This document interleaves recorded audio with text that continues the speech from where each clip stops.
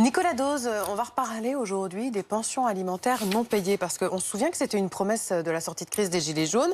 Emmanuel Macron se rend aujourd'hui dans une caisse d'allocation familiale d'Indre-et-Loire à Tours pour évoquer donc cette réforme des pensions alimentaires. Que dit cette réforme? Eh bien que plus aucun parent divorcé ne devra subir d'impayés de la part de l'ex-conjoint. Et donc chacun maintenant peut demander à la CAF de servir d'intermédiaire. Que peut faire la CAF, la caisse d'allocation familiale, très concrètement? Elle peut prélever l'argent sur le compte bancaire, par exemple, de l'ex-conjoint qui ne paye pas, et le verser aux parents divorcés qu'il y a droit. Elle peut aller jusqu'à faire de la saisie sur salaire, éventuellement. Et puis, si aucune de ces solutions n'est possible, eh ben, dans ces cas-là, elle peut lancer des procédures de recouvrement. Et dans l'intervalle, pendant la procédure de recouvrement, elle accordera un soutien exceptionnel familial de 116 € par mois et par enfant.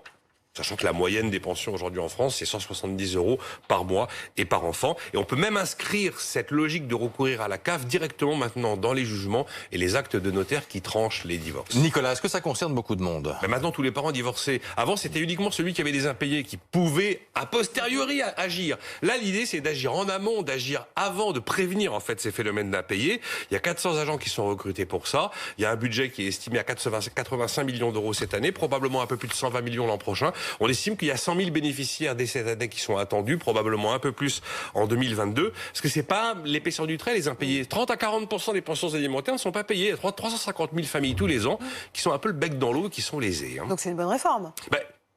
Tout ce qui revient à prévenir plutôt que guérir, c'est un progrès. Les Québécois l'ont fait il y a 25 ans. Ils sont passés de 40% d'impayés à 4% d'impayés. Alors, il y a quelques limites dans notre système par rapport à ce que les Québécois ont fait.